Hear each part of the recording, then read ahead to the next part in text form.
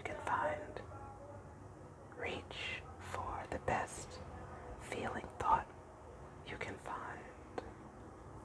Look what I found, this turkey Chipotle Ranch wrap from Whole Foods, which honestly I don't have high hopes for because it was frozen and then thawed out. And, well, let's just see how it goes. It looks really good though. It was 50% off, so I felt like I just had to have it, but at the time I wasn't hungry for it. So I put it in the freezer. So look at all that lettuce that's now wilted. Oh my gosh, it's dripping. Whoever saw a sandwich dripping water and the bread is all wet and soggy. Oh my gosh. Well, this might not be a very long eating video, so here goes.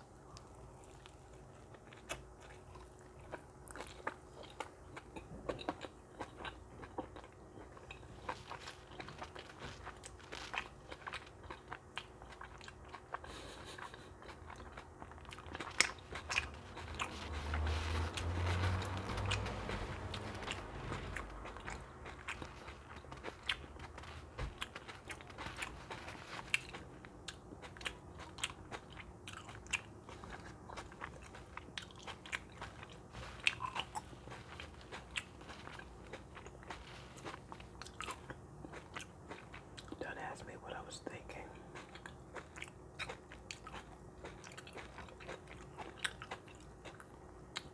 I guess I'll never do this again.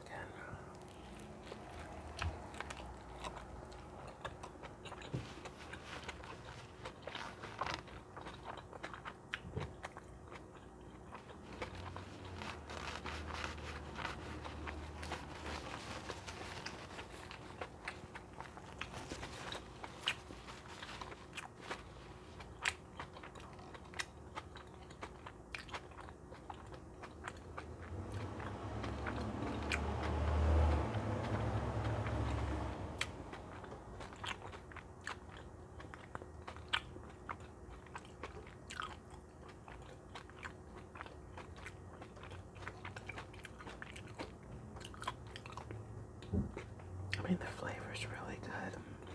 It's got some corn in it, some sweet onions, I think some scallions. So, it's a quality sandwich. It's just, oh my god. Oh, wet and wilted and soggy. My goodness. Water is dripping on my pants. They give you a lot of turkey.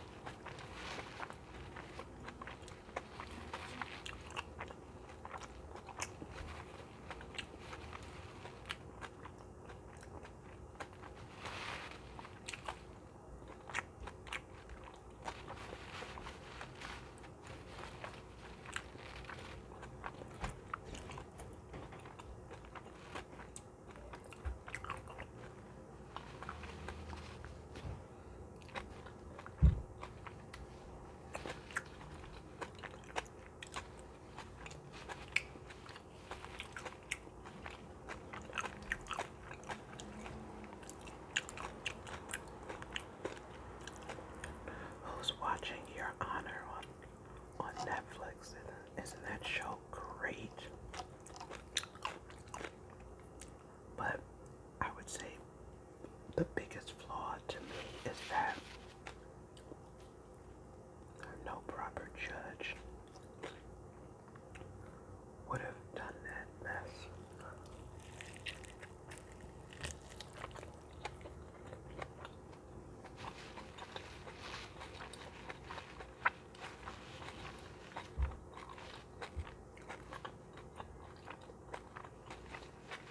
I mean,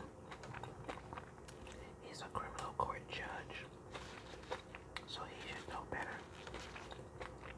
He should know how easy it is to pull evidence and get DNA.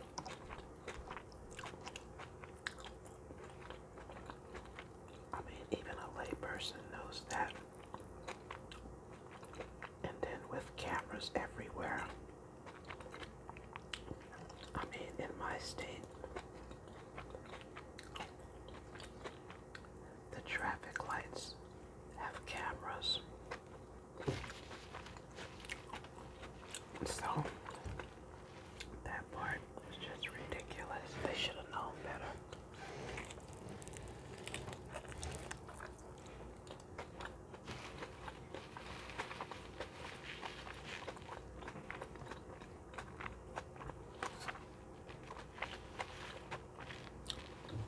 And he keeps digging himself deeper and deeper with the lies. He should have just come clean a long time ago.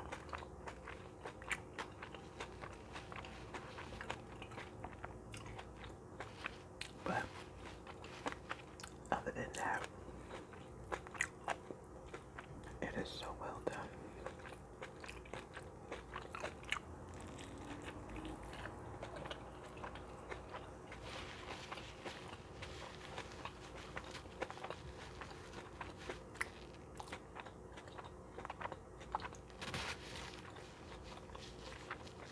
I think I'm gonna give this to the cat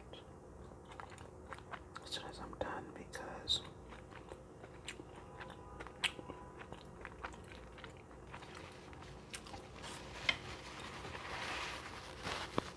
it just, I don't even like that frozen taste.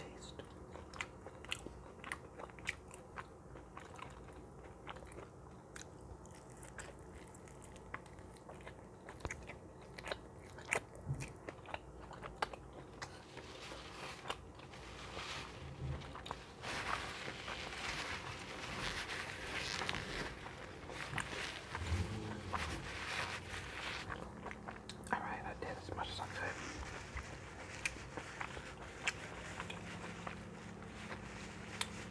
I learned my lesson. Don't freeze sandwiches. Just don't.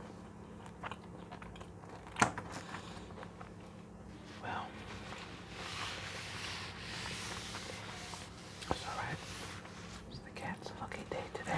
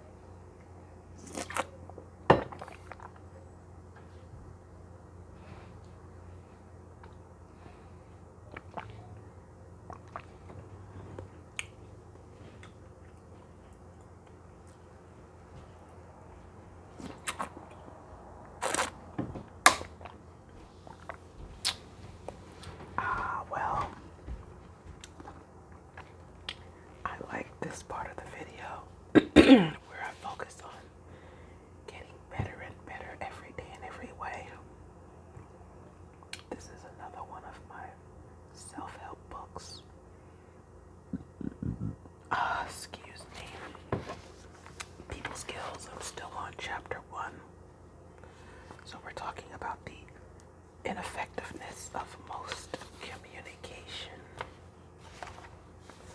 Although interpersonal communication is humanity's greatest accomplishment, the average person does not communicate well. One of the ironies of modern civilization is that, though mechanical means of communication have been developed beyond the wildest flight of the imagination, people often find it difficult to communicate face to face. In this age of technical marvels, we can bounce messages off the moon and land space probes on Mars, but we find it difficult to relate to those we love. I have become increasingly aware of the inadequacy of most communication. In our society, it is rare for persons to share what really matters. The tender, shy, reluctant feelings, the sensitive, fragile, intense disclosures. It is equally rare for persons to listen intently enough to really understand what another is saying. Sometimes people fix their gaze on a friend who is talking and allow their minds to wander off to other matters. Sometimes while the friend speaks, they pretend to listen but are merely marking time, formulating what they will say as soon as they discover a way to begin talking. Nathan Miller caustically remarked that conversation in the United States is a competitive exercise in which the first person to draw a breath is declared the listener. Ineffective communication causes an interpersonal gap that is experienced in all facets of life and in all sectors of society. Loneliness, family problems, vocational incompetence, and dissatisfaction, psychological stress, physical illness, and even death result when communication breaks down. In addition to the personal frustration and the heartache resulting from it, the interpersonal gap is now one of the major social problems of our troubled society. The ache of loneliness. Many people today yearn for warm, positive, meaningful relatedness to others, but seem unable to experience it. The psychiatrist Harry Stack Sullivan put it this way: the deepest problem of people is loneliness, isolation, and difficulty of self-esteem in our society, whereas the problem in Freud's early decades was sexual repression, and the chief problem in the early 30s when Karen Horney wrote was disguised hostility. Today, it is loneliness. There are two kinds of aloneness. Solitude can be a creative, joyous, full aloneness, but loneliness is a painful, dead, empty aloneness. Loneliness is being acutely aware of one's isolation and alienation from others. As David Reisman pointed out, when one is not vitally in touch with oneself or others, loneliness can occur even in the midst of a crowd. Loneliness, the sound of the word conveys some of the heartache associated with it. Try saying the word aloud several times in a sorrowful voice. Loneliness, loneliness, loneliness. The very word has a melancholy ring to it. It represents much pain for many people. Several reasons have been given for the increased ache of loneliness in modern times. Materialism, finding one's solace in things rather than in people, the mobility of people, uprootedness of families, and the bureaucratic structure of organizations. These are just a few. I am convinced that another major cause of this interpersonal gap, and the one that may be easiest to rectify, is inadequate methods of interpersonal communication.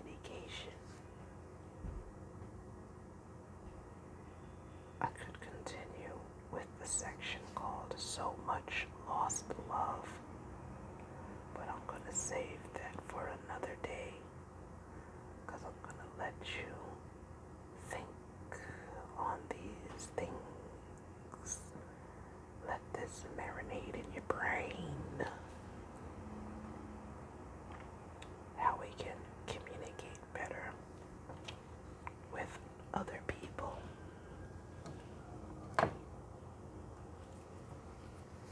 Just making a mark about where I'm gonna pick up the next time. I have to say, I enjoy so much my solitude, but having a full-time job where you get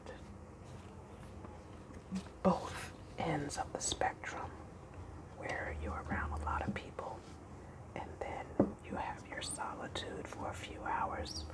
So to me that works. It's not one thing all the time. Remember to reach for the best feeling thought. Reach for the best feeling thought. Hey, if you like what I'm doing here, like and subscribe. Donate to the cause. Catch me in the next video, and may you find